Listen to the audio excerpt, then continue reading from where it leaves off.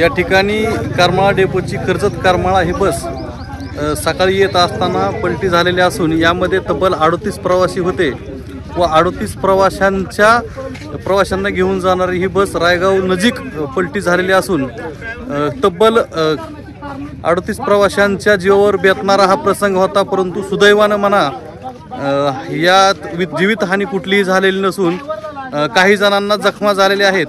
तात्काळ करमाळा शहरातील सर्व ॲम्ब्युलन्स या ठिकाणी येऊन सर्व जखमींना कुटीर रुग्णालय करमाळा येथे दाखल केलेले आहे। एवढं सगळं झाल्यानंतर करमाळा आगाराचे आगार प्रमुख होनराव या ठिकाणी आलेले आहेत। ते त्या गाडीची पाहणी करत आहेत। हे करत असताना या ठिकाणी ग्रामस्थांचा तसेच प्रवाशांचा आक्रोशाला त्यांना सामोरे जावं लागत आहे। गेल्या काही दिवसांपासून करमाळा आगारातील बसेसच्या संदर्भात जो खराब बसेसचा प्रश्न आहे तो अतिशय ऐरणीवर आलेला प्रश्न असून एवढी जागृती होत असताना एवढ्या तक्रारी होत असताना देखील सुस्त प्रशासनाला कसलीही जाग आलेली नाही। त्याचाच परिपाक म्हणून आज तब्बल 38 प्रवाशांच्या जीवावर हे बेतलं असतं। या संदर्भात वेळोवेळी प्रशासनानं बैठका देखील घेतलेल्या होत्या खराब बसेस संदर्भात। या बसेसमध्ये सकाळच्या वेळेस विद्यार्थी असतात, विद्यार्थिनी असतात, लहान मुले अतिशय आपल्या गुटका तुटला स्टीअरिंग फ्री झाला। कोणाकोणाला लागले? किती प्रवासी होते गाडीत? प्रवासी 38 लागले का कोणाला? जास्त आहे का कमी का? ड्रायव्हर आहेत थोडं पायाला लागलं ड्रायव्हर। लक्षात कसं काय आलं? नेमकं गाडी वेगात होती का काय झालं होतं? गाडी दमानी असली तरी किती तरी 40 मिनिटं राहणार। गाडी कुठून येत होती, कुठं चालली होती? करमाळा। किती वाजताची गाडी होती? आता सकाळी इथनं 9 वाजता गेलो। हां, त्यात काय विद्यार्थी काय होते का गाडीत? विद्यार्थी होते, 2-3 विद्यार्थी होते। साधारण किती प्रवासी गाडीत होते? 38 प्रवासी। आता काय वरिष्ठांना कळवलंय का तुमच्या? हॅलो, 30 मिनिट देत त्यांची एकीचे काचा तुटल्यात, एकीचे हिंदू झालेले रोड म्हणजे तुम्हाला सांगतो बायपासचा रोड बरेच माणसं बाहेर काढतात नाही। अहो तुम्हाला सांगतो कर्जत करमाळा काढून एवढंच राहिलेलं एवढंच राहिले एवढं नाही। ॲम्ब्युलन्स आली 10 मिनिटात, 3 तासांनी कशी बचत होईल तुमच्याकडून? ड्रायव्हरचं लय मोठं नशीब तुम्हाला साहेब सांगते एसटीची चूक आहे का ड्रायव्हरची चूक आहे? नादुरुस्त एसटी आहे का ड्रायव्हरची चूक आहे? समोर सांगते चूक कुणाची आहे, ड्रायव्हरची? या ठिकाणी सध्या आपल्या सोबत आता होनरावचा लोकांचा जो आक्रोश आहे या ठिकाणी आपल्याला दिसून येतोय। आता आपल्याला इथं काय सांगताय? तिथं सर्व मी लगेच काही सांगू शकत नाही। आता ही जी झालंय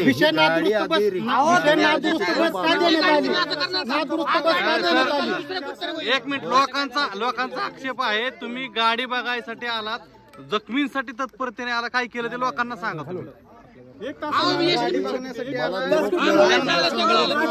लगेच निघालो, जसा मला निरोप मिळाला तसं मी लगेच निघालो। सरपंचांचा फोन आला, त्यांचं तर म्हणणं आहे त्यांचं म्हणणं आहे का? सरपंच साहेबांचा फोन आल्या निरोप मिळाला।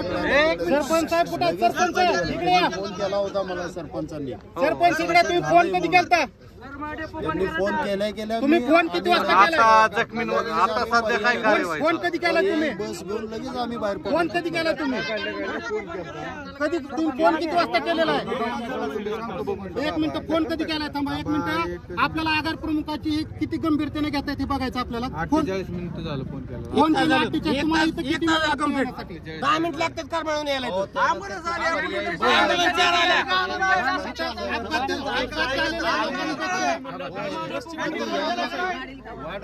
काय ना काय ना सगळं प्रशासन जबाबदार आहे तुम्हाला सांगतो। पोहोचणं गरजेचं होतं साहेब इथं।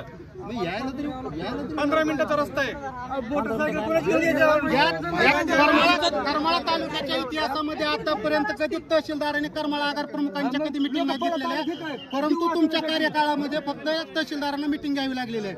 तरी सुद्धा ह्यांना दुरुस्त बसेससाठी घ्यावी लागली, तरी सुद्धा मग अशा बसेस का देण्यात येते, त्याच्यावर काय कारवाई करण्यात आलेली आहे?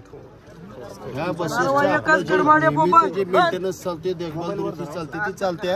आता ते का तुटलं, कशामुळे तुटलं, अर्धा तुटलेली तब्येत दिली गाडी, तुम्हाला सांगतो तुम्ही कसं मेंटेनन्स बघता तुम्ही. मग नेमका मेंटेनन्स तुम्ही बघता ना, काही नेमकं maintenance काय होतं? सर आता ज्या वेळेला तात्काळ आता कार्यवाही काय चालू आहे? जखमींच्या संदर्भात असेल आता बस सगळ्यात आधी बस बाजूला काढणे आणि लगेच त्या सोबतच बस बाजूला जखमींना काय मदत मिळणार आहे का ती? सोबतच जाऊन जखमींची भेट घेऊन त्यांची चौकशी करून त्यांना महामंडळाच्या नियमानुसार जी काही मदत करणं शक्य आहे तातडीनं.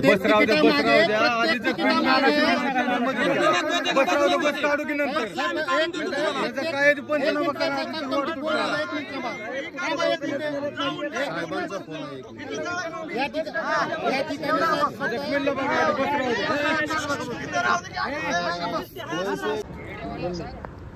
येता टेरिंग रॉड तुटला होता. तुम्हाला कसं काय कळलं टिअरिंग रॉड तुटलाय म्हणून? तिथं बघितलं, सांगितलं हा ड्रायव्हरने. हा का? ड्रायव्हरने सांगितलं. किती वाजता आला होता तिथून? कुठून बसला होता तुम्ही? कर्जतून या करमाळा गाडीमध्ये हां. डायरेक्ट पलटी झाली का बस? हा अशी गड्ड्यामध्ये गेली रोडच्या कडे. हां. किती जणांना लागलंय? बऱ्याच जणांना लागलं गाडीमध्ये, बरेच जण.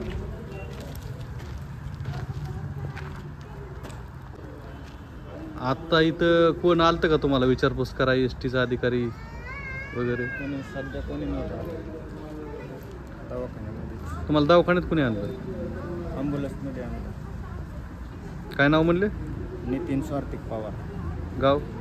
जामखेड.